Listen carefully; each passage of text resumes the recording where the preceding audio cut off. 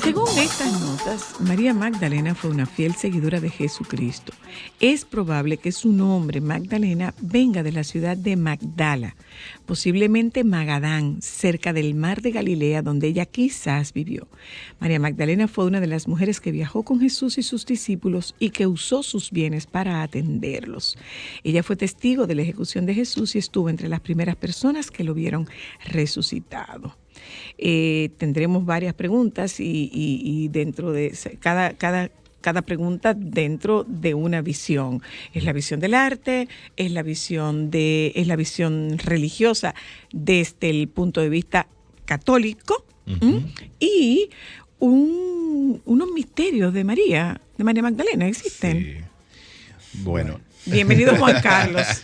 Bueno, desde el punto de vista del arte, yo quisiera traer a María Magdalena como los artistas la han podido ilustrar. Y yo la dividí de cuatro maneras en la investigación. La primera es una mujer pecadora, ¿verdad? Uh-huh. Luego de ser pecadora, humillada, que era cuando se le iba a apedrear, pero más importante, perdonada y convertida, que esa conversión es lo que le lleva a ser discípulo. Entonces, ha sido un gran modelo dentro de la iglesia para ilustrar esas cuatro partes, tanto en retablos, en vitrales, en ilustraciones de libros, de Biblias, etcétera, etcétera. Y a lo largo de la historia, durante mucho tiempo, han habido interpretaciones de ella. La primera la que voy a traer es Magdalena Penitente de Caravaggio, que pertenece al barroco y es de 1597. Está en Roma, Italia. La figura que podemos ver allá, lo que es ese momento en que ella está arrepentida y se despoja de todas sus prendas y la pone al lado. Esa, junto con la siguiente conversión de María Magdalena, que es como si fuese el momento, la traigo de la mano de Artemisa Gentileschi, que fue la primera mujer en ingresar a la Academia de Dibujo de Florencia. Fue realizada entre 1615 y 1616. Lo importante de esto es ver el tipo de vestidura que ella tiene, que es muy elegante. Descubierto y es amarillo. Y estaba reservado el color amarillo para las cortesanas. Pero la cara, la expresión que tiene es esa expresión de pesar un poquito. Entonces, luego de las más famosas es la de Georges de la Tour, que es la Magdalena Penitente. Ya la vemos, una Magdalena en la evolución del tiempo que está estudiando las escrituras, que está reflexionando, que está a la luz de la vela sin ningún tipo de ¿cómo se llama esto? De adornos, ni de accesorios, ni nada de eso. Otro, está en el Museo Metropolitano de Nueva York. Y el siguiente sería el de Rubens, que es la fiesta en casa de Simeón el Fariseo. Es el momento en que María Magdalena le unge los pies a Jesucristo, al maestro, con los perfumes sagrados. Esa es de 1615. Luego, Giotto, en la Basílica de San Francisco de Asís, retrata el momento en que Jesucristo resucita y ella lo ve, esa primicia que ella tiene, la elegida para dar la primicia, que es cuando le preguntan, ¿qué viste en el camino? Y ella dice, he visto la tumba de Cristo vacía, los ángeles, las vendas, el sudario. Es ese momento el que él está retratando y que claro, por supuesto, con la reputación que ella tiene, como que dice, claro que no, esta mujer está loca. ¿Qué le van a creer? Gracias.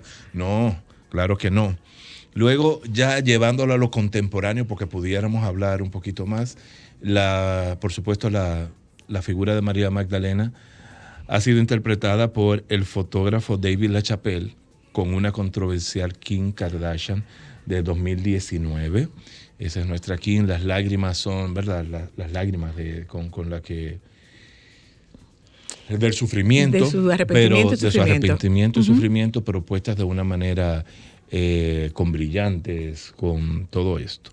Y finalmente, bueno, pero ya la imagen la vimos, que es la de María Magdalena, la película, que es llevada al cine. O sea, a nivel de las artes, llegamos a las artes visuales, desde la pintura, pasando por la escultura, porque hay esculturas de ella también.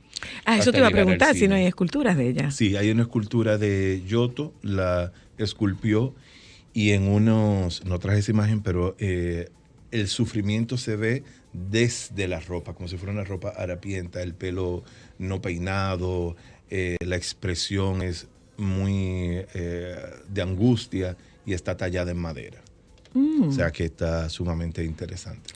Gracias, Juan Carlos. Yo te pido que me acompañes para que con Peter podamos hacer esta parte religiosa. Realmente, Peter, ¿quién fue María Magdalena y por qué ser ella la única entre los discípulos? Tú sabes que yo me voy a permitir, con todo el respeto del mundo, hacer un par de observaciones. Por supuesto que sí. Y vamos a ir primero a lo general, y es que la figura de María Magdalena, por los directores de cine, los guionistas, los escritores, pueden haber sido proyectada su imagen como a ellos les pareció bien y no necesariamente obedece a la realidad histórica y bíblica. Partiendo de ese concepto, yo voy a hablar nada más de la parte bíblica de ella. Juan Carlos dijo dos cosas que, sin ánimo de discutir... se puede discutir, pero, se puede discutir. Es cuestión de punto de vista. Y sí está, porque las informaciones están dadas así y se prestan a confusión. Lo primero, María Magdalena, no hay prueba. Hay quienes la asocian a la mujer adúltera que quieren, porque es una mujer que en el capítulo 8 del Evangelio de Lucas dice que Jesús sacó 7 demonios de ella. ¿Okay? Pero la que apedrearon no dice que es María Magdalena. Y tampoco se dice que María Magdalena es, en el capítulo, te voy a decir, donde en Lucas 7 hay una mujer pecadora pública, que es la prostituta, que no dice que es María Magdalena. En Mateo 26 y en Marcos 14 hay una mujer anónima que entra en la casa, una de Simón, el leproso, que fue sanado, y que le unge los cabellos y los pies con perfume de nardo. Y en otra, no es perfume de nardo, sino es perfume de mirra. Lo que estoy tratando de decir es que hay varios personajes en lo largo de la historia. María la de Celote, que estaba junto a María la Virgen, y María Magdalena al pie de la cruz.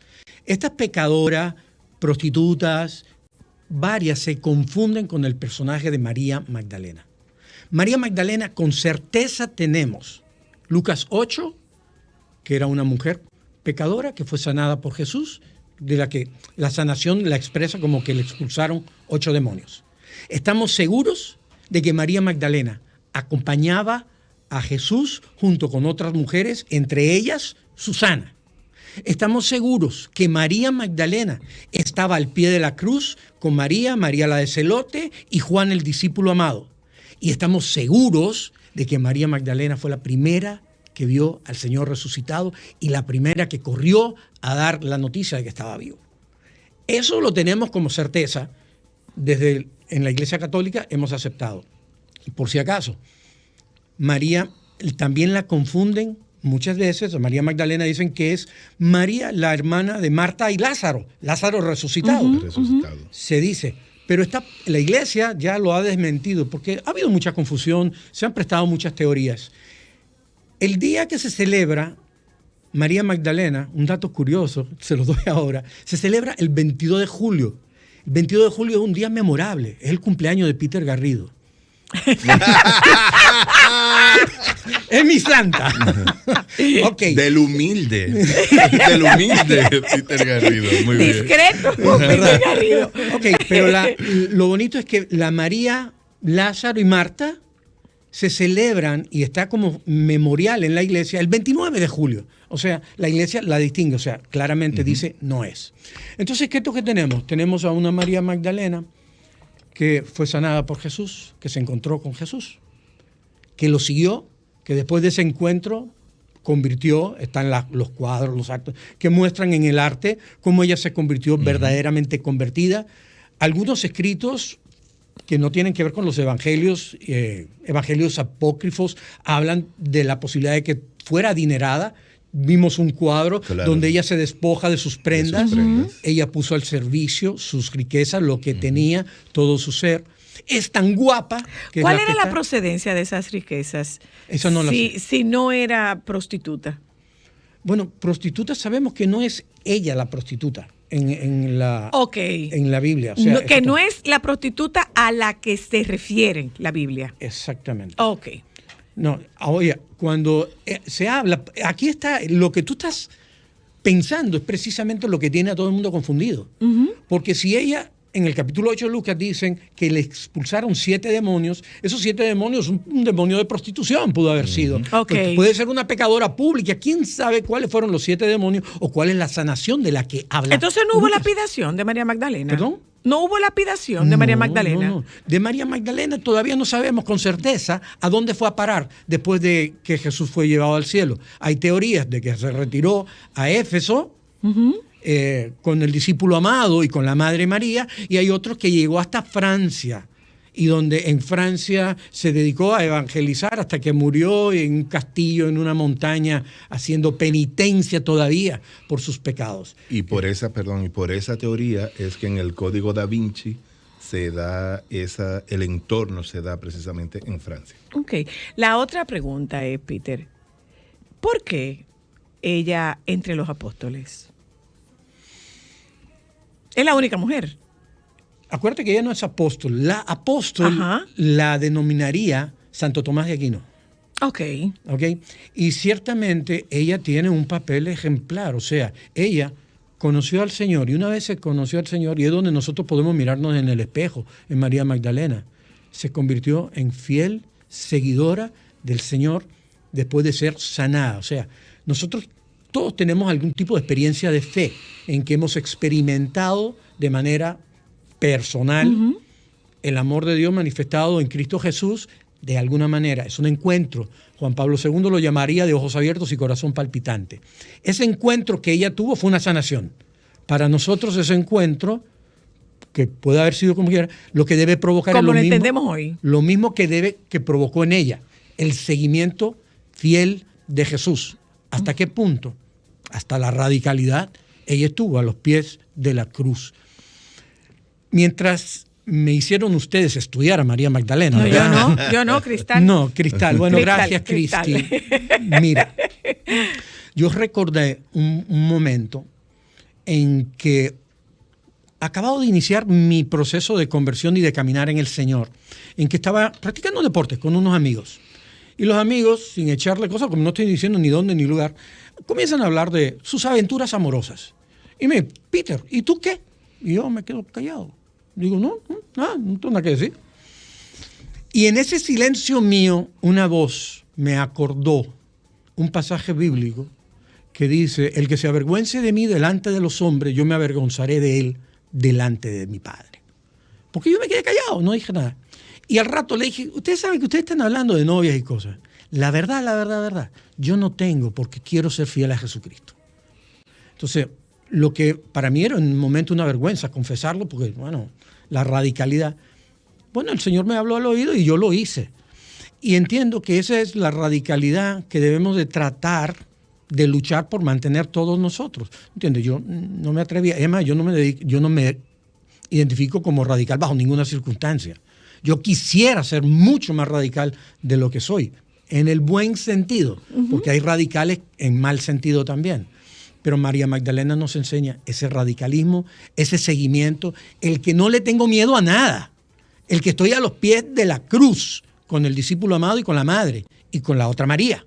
Perdón, y en el contexto histórico, una mujer. Exacto, la única mujer, o sea, en una religión que definitivamente hoy día todavía sigue siendo una religión muy machista. Claro, con un estigma de prostituta o no, reconocida, confesa, pecadora, pero arrepentida, y luego una devota, ¿verdad? Fiel, o sea, eso es Voy a aclarar un punto también, porque yo estoy defendiendo mucho como que María Magdalena no fue ni la adúltera, ni la... A mí no me importaría que me dijeran que hubiera sido. A mí me importa el punto del encuentro con Jesús que cambió su vida. La reversión. Y claro, yo tengo que mirarme en ese espejo porque yo me encontré un día con Jesús también y mi vida no era... O sea, no era una vida muy digna tampoco. Yo vengo con mis cadaunadas, con mis pecados, con mis demonios y luchando cada día. Lo que confío es que... Venimos. Vale, Ahora, espera, Peter. Ámbar tiene una pregunta, pero antes de la pregunta de Ámbar, Peter. No era prostituta, pero sí era adúltera. Entonces la lapidación era por adulterio. No, ella, lo único que sabemos es que echaron 7 demonios. No sabemos si era adulterio, si era prostituta, nada. Pudo haber sido ningún pecado de la carne. Avaricia. Como rica pudo ser que sus demonios fueran precisamente La eso. avaricia. El mismo que tiene Putin ahora, viejo. Ah, ok. Uy. Sí, bueno. Quiere Qué controlar el mundo. pena. Por suerte que no es radical. No, Ámbar, claro. tu pregunta a Don Pi. Hola, Don Pi, ¿cómo está? ¿Cómo estás tú, mi niña bella? Muy bien, gracias a Dios. Mire, Don Peter, una pregunta. Antes, uno siempre ha tenido la percepción de que la Iglesia Católica siempre ha sido muy machista. María Magdalena se ganó el estar tan cerca de Jesús. Jesús la invitó. ¿Cómo era el proceso para las mujeres en aquel entonces de estar tan cerca del gran profeta y Salvador? Mira, yo no creo que... Lo primero que creo que Jesús no tenía esa distinción entre hombre y mujer. Lo que creo que la tradición pudo más, y cuando hablo de la tradición de los judíos, la tradición de los hombres, y la iglesia permaneció así, siendo, como tú la llamas, machista, y ciertamente es machista en algunos sentidos. Estamos tratando de cambiar esa visión, estamos tratando de ser diferentes, se está tratando de abrir. Este papa está haciendo. Sí, y óyeme, y seamos sinceros, desde el punto de vista espiritual, la mujer es un ser mucho más espiritual que nosotros los hombres. La iglesia ve en María y Marta, cuando Jesús va a cenar a su casa, que Marta se está afanando, ¿verdad? Y le dice, Señor, dile a mi hermana que me ayude. Y el Señor le dice, María ha elegido la mejor parte y nadie se la va a quitar. Y es estar a los pies del Señor escuchando su voz. Yo personalmente me identifico con Marta, la que hace mucho, claro, no con la que está a los pies de la cruz. Marta probablemente simboliza la parte machística de nosotros, la parte que no somos tan espirituales. Colaboradores, espirituales, colaboradores. Sí, pero nosotros los hombres, la idiosincrasia de los hombres, yo estoy hablando desde mi mirada, porque no son todos los hombres. Hay hombres que tienen una espiritualidad muy parecida quizás a las mujeres, así contemplativos y todo. Yo no soy así. Pero es que hay muchos caminos de espiritualidad. Entonces, yo tengo una amiga, se llama Laura, que cada vez que yo tengo una crisis me dice, es que tu oración está débil, estás mal en la oración. Y yo le digo, no, hombre, no, mana. Y tú sabes que sí, es verdad, tú sabes, es eso. ¿Cómo se puede estar mal en la oración? Wow. Eso es cuando te desconectas por alguna razón, cuando no le das o le quitas el lugar que una vez le diste al Señor, centro de tu vida, y te descuidas. Y es muy fácil para nosotros los hombres descuidarnos de eso. Y mira, me acuso, porque a mí sí me ha pasado. Los santos, y no me califico como santo bajo ninguna circunstancia, se habla de las noches oscuras de los santos. Hay momentos en que pasamos por un momento, y no es porque Dios se ha alejado de nosotros, sino porque nosotros nos hemos alejado de Él. Te alejaste tú de Dios. La pregunta es, ¿fue o no fue esposa de Jesús? Desde nuestro punto de vista, claro que no. No hay ninguna evidencia, nada que lo diga. Hay un evangelio apócrifo que leí ahora, creo que es el evangelio de Felipe, creo, que habla de María Magdalena como la compañera de Jesús. Es el término que usa, pero el término compañera puede ser compañera o compañera sentimental, que utilizaba el mismo término para las dos cosas. Y han querido coger la que les conviene tergiversar, pero no hay esa evidencia y personalmente no lo creo. Mantengo la posición de la Iglesia Católica, Jesucristo ni se casó, ni tuvo hijos, por lo tanto no hay un santo grial. Por ejemplo, todo lo de Dan Brown es una fantasía, un invento. Claro, es una película que hay que hacer, y un cuento y un libro que hay que hacer. Es otra mirada totalmente diferente. Históricamente no hay evidencia en ningún sitio sobre eso. Si pudiéramos,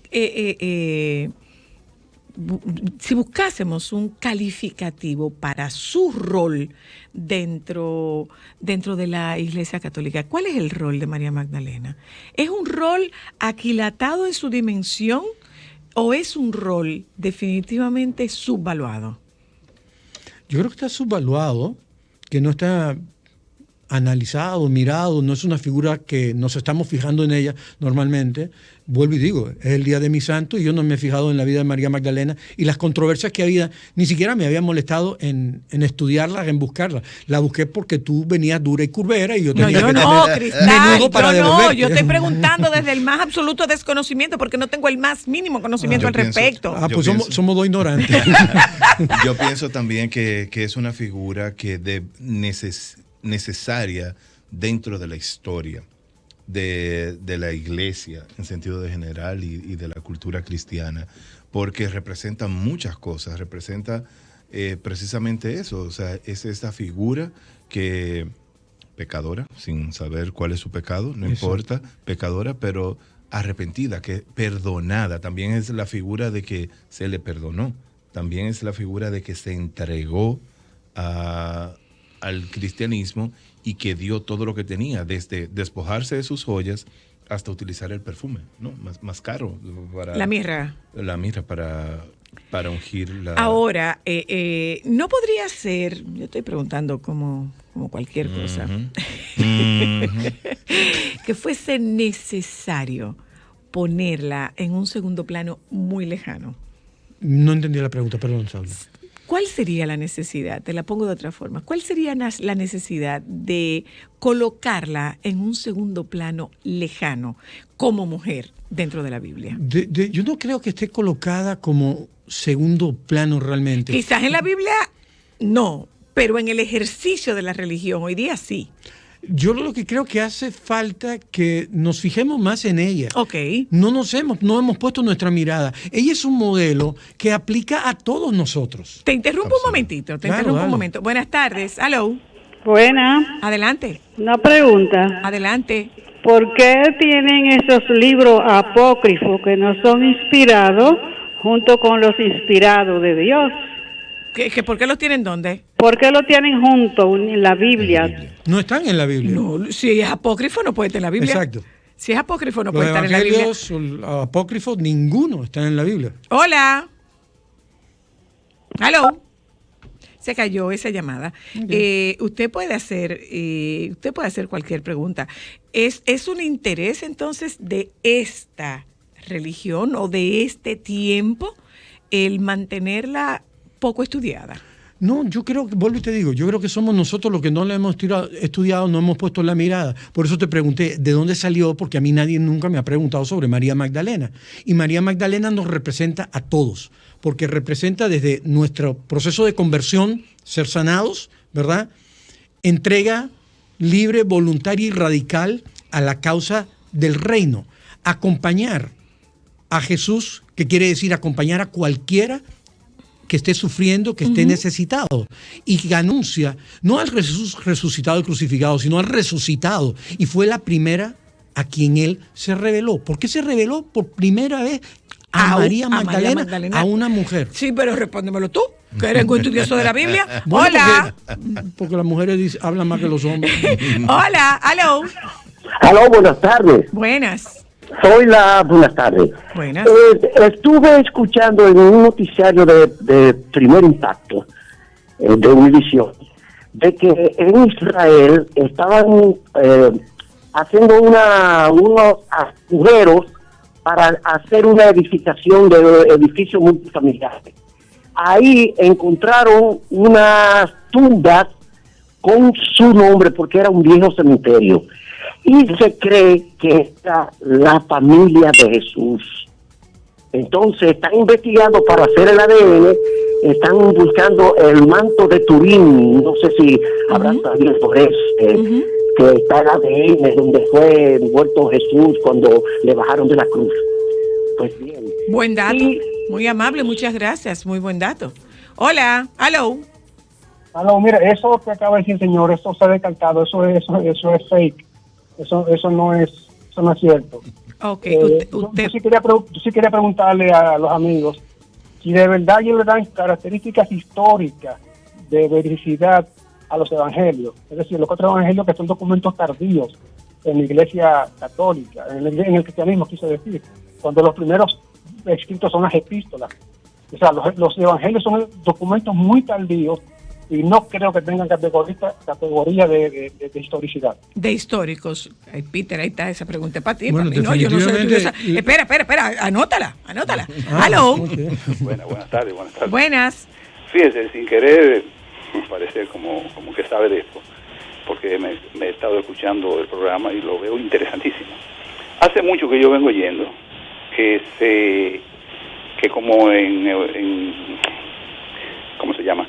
Ante la necesidad de buscar a alguien que pregonara un solo Dios, en la época en que Roma estaba tan dividida, con tantas sectas y tantas cosas, se vislumbró a Jesús 300 años después, o sea que ya Jesús había muerto 300 años después, y que a una vez que se decidió traer a Jesús y ponerlo como el Salvador, como debe ser, como entiendo que es, pero que quienes hicieron eso, las elecciones de los evangelios, entendían que no podían dejar pasar a la mujer como un ente de capacidad para poder manejarse también dentro de la religión. Comenzaron a matar todas estas mujeres que tenían conocimiento y capacidad de convocatoria dentro de lo que era la religión.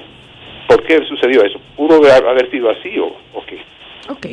Están esas preguntas. Nos vamos un momento a publicidad. Señores, y si algo ventajoso tiene la virtualidad y las redes es que derribó las fronteras. Y me refiero a que hoy nosotros podemos contactar a una gente que esté en cualquier lugar del mundo para tocarnos el tema que nos compete. Vamos a publicidad en un momentito y cuando regresemos de publicidad contactamos con Atenea, que es una mexicana que ha hecho una investigación sobre los misterios de María Magdalena. Esa discusión la va a tener tú, Peter. Yo no, porque es que yo no soy estudiosa de la Biblia. pues me voy. Estudiosa de la Biblia eres tú. No. Pues yo Vamos me a voy. publicidad. No, claro que no. Vamos a publicidad, ya volvemos.